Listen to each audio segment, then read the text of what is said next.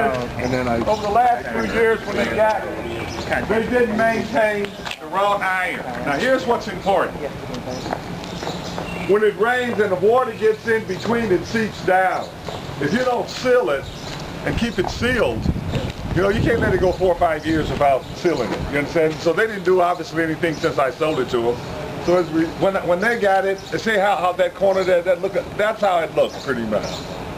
Because we sanded it down, painted it, so we get it back in basically condition it was the year before they bought it. Before we really went in and done a lot of improvements ourselves. We put in these banisters and these poles when we did it and went through and tightened it up the way we wanted it to. Someone would have to do that. I would say it's going to cost $110,000 to do all of this. But the 110 is part of your acquisition cost. A person could buy this building for a few $100,000 in equity. And that is really the fix-up, mostly the fix-up. They take a mortgage out, because you can borrow $2.8 under a mortgage. The bank has $2.4 million, and the bank alone, whoever comes up that they think is qualified, they can handle it, they would take and give them a mortgage, or we'll give you a wrap. We don't care. We're not afraid of the building. We don't mind wrapping it, staying in, you getting in, doing your fix-up, stabilizing your building, and then year and a half, 2 years, refinancing everybody out. That can happen too. Mr. Strather, can I ask you a question? Who do you think would be the ideal person to buy a building like this?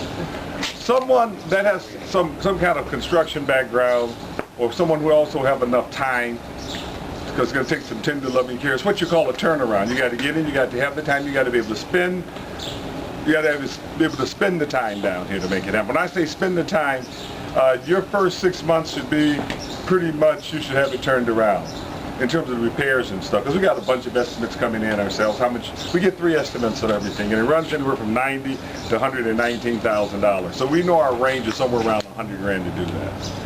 We think our plumbing is going to be somewhere around $30,000. The individual unit plumbing is fine, but there's all the plumbing goes in that building, and then it goes to these 3 buildings. One of the things that go in that building we resolved. I think the thing that goes underground in this one we need to probably replace. That's going to be about $11,000. And I believe the one over there has to be done. And I'm not exactly sure, but I think my girl told me so. I said if that's the case, it should be around 30. The balance would be just individual units. It doesn't take additional $100,000 to do it, no. But I put in there a total of $240,000. You can completely renovate this building and have all the units rent ready, full, stabilized. You would have a stabilized development.